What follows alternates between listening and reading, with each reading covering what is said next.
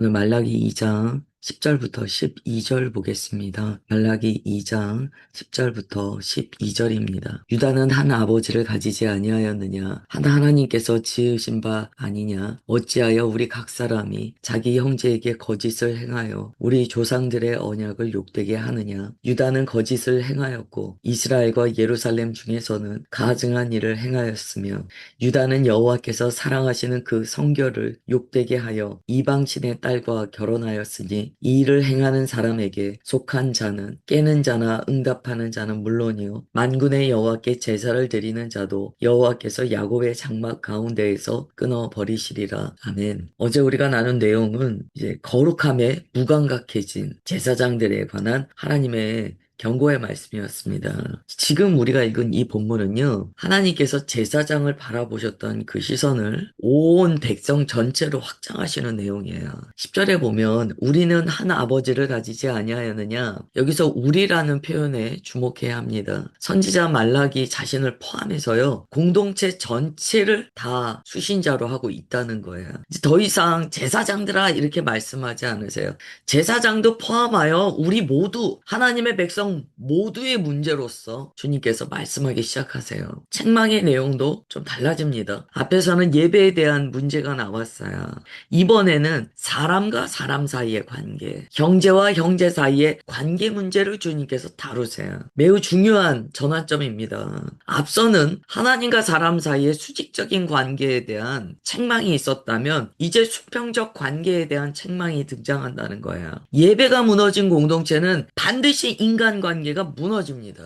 안 그렇던데요. 예배가 무너져도 잘만 서로 사이 좋던데요. 그냥 우리는 성경을 진리라고 믿는 자들이에요. 성경은 가르쳐 주세요. 하나님과의 관계가 깨어지면 사람 사이의 관계가 깨어진다. 그게 그대로 창세기에 나와 있습니다. 에덴 동산을 나와 하나님과의 관계가 끊어진 아담의 가족 안에 무슨 일이 벌어집니까? 형제가 형제를 죽이는 일이 발생해요. 그리고 계속 관계 안에 반목하는 일들이 발생합니다. 하나님과의 관계는 반드시 수평적인 관계에 영향을 끼칩니다. 이스라엘 백성이 하나님과의 관계가 무너지자 공동체 간의 신실한 관계가 와르르 붕괴되기 시작했다는 거예요. 우리가 이 말씀을 깊게 받아야 돼요. 반목하고 갈등하는 많은 일들이 결국 하나님의 통치 안에 들어가지 못했다는 증거라는 거예요. 바벨론 포로에서 돌아온 이스라엘 공동체의 실제적인 상황을 보니까 백성들 안에 심각한 문제들이 발생하더라는 거죠. 그 중 하나가 우리가 뭐 에스라, 느헤미야서 봤지만 이방 여인 간의 통혼 문제였습니다. 당시는 정말 하나님의 공동체를 재건하는 아주 중차대한 시점이었기 때문에 조금의 부정함도 거절해야 되는 그런 시기였어요. 그런데 그 당시에 이스라엘 전체에 퍼져 있는 문제가 바로 이방 여인 간의 통혼이었어요. 그래서 아이들이 보면 아이들이 말을 제대로 하지 못하는 사용하는 언어가 혼재되어 있는 것들이 나타나기도 했습니다. 이러한 결혼을 통하여 이방 여인이 숭배하던 우상이 그대로 이스라엘에 들어왔어요. 그리고 거짓 신앙이 그대로 들어왔어요. 그 문제를 다루세요. 10절을 보시면 우리는 한 아버지를 가지지 아니하였느냐. 한 아버지를 가졌다는 것은 1차적으로는 아브라함, 믿음의 조상 아브라함의 자손이다. 혹은 야곱이죠. 이스라엘이 되었던 야곱에게 뿌리를 둔 족속이다. 이런 의미예요. 그러나 더 넓게 확장하여 해석한다면 하나님께 지은 바 되었다라는 거예요. 이스라엘만 생각하는 것과 하나님의 권속으로 생각하는 것은 스케일이 다르죠. 우리가 하나님의 백성으로서의 나의 공동체를 어디까지 생각하느냐가 그 사람의 그릇입니다. 내가 내 주변에 몇 명만 우리 공동체야. 제일 이 공동체가 나의 소속감을 가질 수 있는 가장 중요한 공동체야. 이러면 이제 이미 시야는 좁아졌어요. 하나님께서는 하나님의 사람의 이 시야를 넓히세요. 결국 하나님의 사람은 한 아버지, 하나님 안에 우리가 하나라는 인식을 갖습니다. 여기서 이제 우리가 한 아버지를 가지지 아니하였느냐라고 해서 공통 분모를 가르쳐 줘요. 이 공통 분모를 어디다 놓느냐에 따라서 그 사람의 인생이 바뀌어요. 하나님께서 우리의 공통 분모가 되었을 때 우리는 하나님의 말씀을 기준으로 삽니다. 그러나 그 공통분모가 자기를 포함한 예를 들어서 우리 구성원 몇 명 요렇게만 되면은요, 그 몇 명 안에 지켜지는 그 규율만이 자기의 기준이 돼요. 공통분모에 따라서 우리는 판단합니다. 공통분모가 그렇게 딱 짜여져 있으면 하나님의 말씀도 그 공통분모 안에 들어오지 않아요. 그 사람이 삶이 굉장히 어떤 의미에서는 이율배반적이 됩니다. 하나님을 믿는다고 하지만 자기 삶의 분모는 하나님의 말씀이 아니에요. 그러면 자기가 공동체라고 생각하는 그 몇 사람의 이익을 위하여 삽니다. 지금 이제 말라기는 우리의 공통분모는 하나님이시다라고 이야기하는 거예요. 그러면 하나님이시라면 하나님의 말씀을 근거로 하여 주의 말씀을 지키는 삶을 살아야 돼요. 그런데 그들 안에 무슨 문제가 있냐면 형제를 배신한다는 거예요. 공동체를 무너뜨리는 관계적인 문제가 발생한다는 거예요. 왜 그러는가? 결국에는 자신의 뿌리를 인지하지 못하는 거예요. 하나님의 백성이라는 뿌리를 인지하지 못하고 자기 주관적인 기준에 따라 살고 있다는 거죠. 제가 지금 드린 말씀을요, 여러분 잘 묵상해 보세요. 나는 분모를 무엇으로 두고 사는 자인가? 이 분모라는 것이 굉장히 중요해요. 이게 분모가 한 하나님이 되지 않으면 우리의 삶은 여러 가지 기준에 따라 살게 됩니다. 각자 기준이 있게 돼요. 여기에 보면 이제 거짓을 행한다라는 구절이 있어요.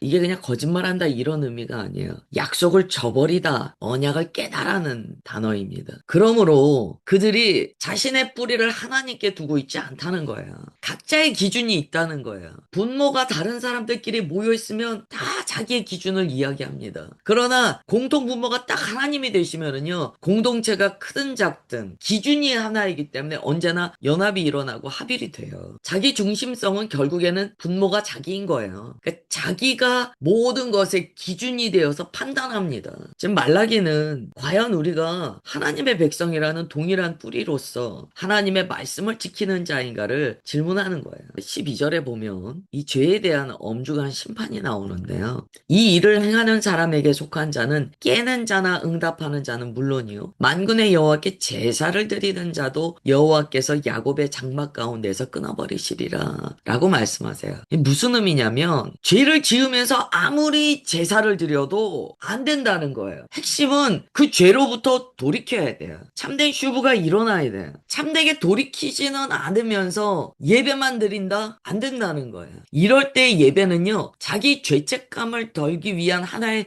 요식행위에 불과합니다. 왜 예배를 드리는가? 결국 자기 삶의 찜찜함들을 스스로 좀 씻어내고자, 자기 마음의 이러한 죄책감과 찜찜한 것들을 예배라는 행위를 통하여 자가 위로하고 스스로 되었다, 내가 할 일은 했다 라는 생각을 주기 위해서 예배를 드린다는 거죠. 실제로 삶이 변화되어서 슈브가 일어나서 회개하고 죄로부터 돌이켜서 드리는 예배를 주님께서는 기뻐하신다는 거예요. 결국 주님께서는 우리의 삶과 예배를 전체를 다 보세요. 이제 그 다음에 13절부터 17절이에요. 너희가 이런 일도 행하나니 곧 눈물과 울음과 탄식으로 여호와의 제단을 가리게 하는도다. 그러므로 여호와께서 다시는 너희의 봉헌물을 돌아보지도 아니하시며 그것을 너희 손에서 기꺼이 받지도 아니하시거늘 너희는 이르기를 어찌 됨이니까 하는도다. 이는 너희와 내가 어려서 맞이한 아내 사이에 여호와께서 증인이 되시기 때문이라. 그는 내 짝이요 너와 서약한 아내로되 내가 그에게 거짓을 행하였도다. 그에게는 영이 충만하였으나 오직 하나를 만들지 아니하셨느냐. 어찌하여 하나만 만드셨느냐. 이는 경건한 자손을 얻고자 하심이라. 그러므로 내 심령을 삼가지켜 어려서 맞이한 아내에게 거짓을 행하지 말지니라. 이스라엘의 하나님 여호와가 이르노니 나는 이혼하는 것과 옷으로 학대를 가리는 자를 미워하노라. 만군의 여호와의 말이니라. 그러므로 너의 심령을 삼가지켜 거짓을 행하지 말지니라. 너희가 말로 여호와를 괴롭게 하고도 이르기를 우리가 어떻게 여호와를 괴롭게 해드렸나이까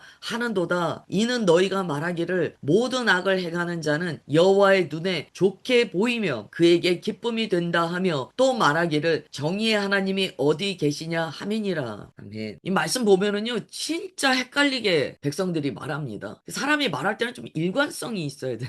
하나님의 백성들이요, 하나님께 이랬다 저랬다 이 말했다 저 말했다 막 이래요. 야, 이게 뭐야? 아니, 이게 사람이 무슨 다중인격도 아니고 하나님께 이런 식으로 말한다고? 막 이런 생각이 들어요. 13절 보시면은요, 너희가 이런 일도 한다. 눈물과 울음과 탄식으로 여호와의 제단을 가리게 한다. 여러분, 이게 참 은혜로운 예배 아닙니까? 막 예배 드리면서 눈물과 울음과 탄식이 있어요. 근데 주님께서 이렇게 말씀하세요. 제단을 가린다는 거예요. 말라기 굉장히 깊게 묵상하셔야 돼요. 묵상하면 묵상할수록 더 하나님의 마음에 깊이 들어가게 됩니다. 아니, 예배가 어때서요? 주님 앞에 울고 탄식하고 얼마나 기쁜 예배예요? 막 은혜 받았다고 하고 그럴걸요? 아, 속이 시원하다고 할걸요? 그런데 하나님께서 제단 가리지 말라는 거예요. 너희들 봉헌물 안 본다. 받지도 않을 뿐더러 돌아보지도 않는다. 주님께서 왜 이렇게 말씀하시냐는 거예요. 왜냐면 삶은 안 바꿔요. 그런데 제단에 와서 울고불고 한다는 거예요. 그러면 그 눈물이 뭡니까? 도대체 교회에 와서 은혜 받았다는 게 무엇인가를 우리가 봐야 돼요. 하나님은 감정적 카타르시스에 넘어가지 않으세요. 죄는 제대로 짓지만 예배는 드려요. 왜요? 자기 마음에 죄책감을 면하려고. 똑같은 거예요. 삶은 안 바뀌어요. 근데 교회 와서 막 울기만 해요. 왜요? 울고 가면서 아우 시원해. 울어서 너무 시원해. 그게 뭐냐는 거예요. 그게 다중인격이죠. 하나님께서 노 말씀하시는 거예요. 변화가 없는 자가 교회 가서 울기는 왜 우냐. 너가 정말 교회에서 통해자복하며 울었다면 삶이 바뀌어야 되지 않느냐. 그대로 있으면서 울고불고 자기 감정의 카타르시스만 하나님께 마치 자기 감정의 더러운 것들을 다 그냥 쓰레기통처럼 부어놓고 가서 또 자기 삶 그대로 똑같이 살고 이 진짜 이게 분열된 것 같은 삶을 산다는 거예요. 종교적 자아는 따로 있고 세상에서 자기가 중요하게 여기는 공통 부모를 딱 붙들고 사는 자아는 따로 있고 주님께서 노 안 받는다 나 그 예배 싫다. 그런데 이때 주님께서 결혼 문제를 건지세요. 딱 집어서 말씀하세요. 특별히 그 당시에 무슨 문제가 있냐면 결혼이라는 약속에 대해서 제대로 신실하게 지키지 못하는 사례들이 많더라는 거예요. 즉 하나님과의 관계가 깨어지니까 부부간의 관계 가장 직접적이고 하나님께서 맺어주신 관계가요 깨어지더라는 거예요. 그래서 이 부부간의 관계의 깨어짐은요 하나님과의 관계와 직접 연결됩니다. 특별히 이 시대의 결혼은요 하나님께서 증인 되시는 결혼이었어요. 우리도 혼인 서약할 때 성경책에 손 얹고 서약하잖아요. 하나님께서 증인 되시는 결혼이었어요. 배우자한테 신실하지 않다는 거예요.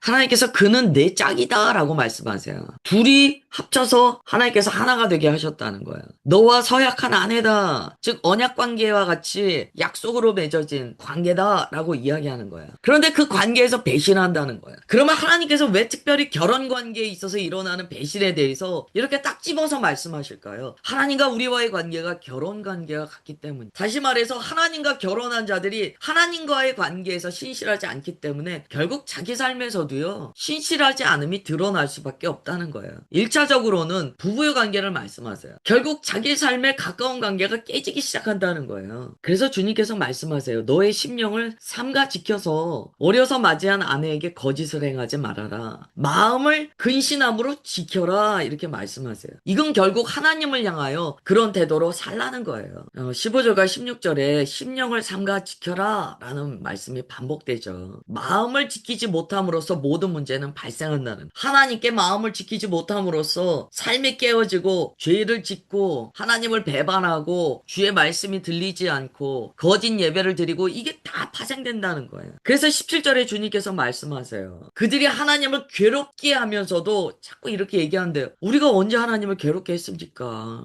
언제요? 그런 적 없어요. 그런 적 없어요. 이게 영적인 나병이에요. 하나님을 괴롭게 하면서도 모른다는 뻔뻔하다 그러죠. 이 영적인 나병은 뻔뻔해집니다. 사람이. 자기 자신의 문제에 대해서는 전혀 안 봐요. 몰라요. 일순간 요만큼 자기 자신의 문제가 스쳐서 깨달아진다고 하더라도요. 뻔뻔하면 어떻게 될까요? 뭐 그 정도야 뭐 잊어버려요. 심지어 괜찮다고 해요. 이게 말라기 선지자가 주의 말씀을 전달하는 그 당시의 이스라엘 백성의 모습이었어요.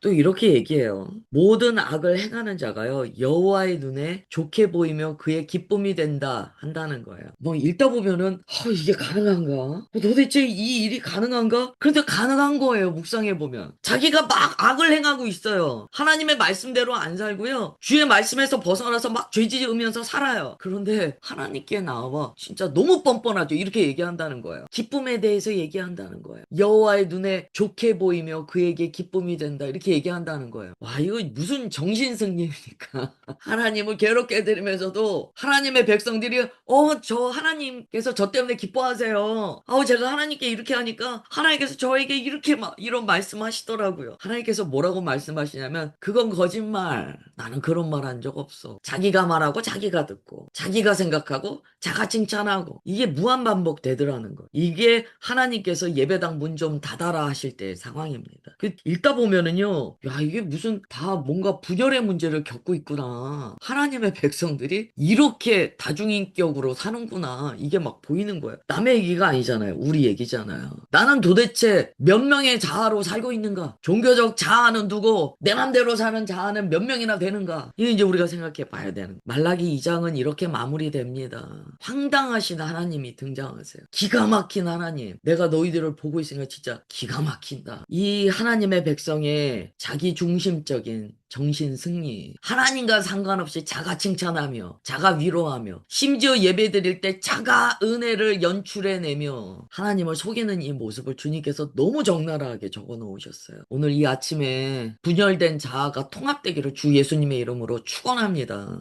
나의 본 모습이 드러나야 회개도 되고 돌이킬 수도 있습니다. 자아를 몇 개를 가지고 이렇게 살았다 저렇게 살았다 하면 피할 구멍이 있기 때문에 사람이 안 바뀌어요. 이 시간 우리의 이 분열된 자아가 주님의 진리 앞에 낱낱이 밝혀져서 통합되고 주 앞에 참된 회개가 일어나는 우리 모두가 되기를 주 예수님의 이름으로 축원합니다. 기도하겠습니다. 하나님 심령을 삼가 지키라 말씀하셨습니다. 과연 나의 심령은 몇 개인가를 돌아봅니다. 나는 오직 주님만을 나의 분모로 하여 주의 진리를 기준하여 사는 단 하나의 거듭난 속사람으로 살고 있는가? 아니면 그 속사람도 있지만 분열된 겉사람 몇 명을 거느리고 편의에 따라 선택하며 살고 있는가? 돌아보게 하옵소서. 주님 오늘 주의 진실하심이 우리 가운데 부어지기를 원합니다. 주의 말씀을 따라 나를 정직하게 깨닫게 하시고 주님 앞에 변화받는 우리 모두가 되게 하여 주옵소서. 감사드리오며 사랑하는 주 예수님의 이름으로 기도드리옵나이다. 아멘.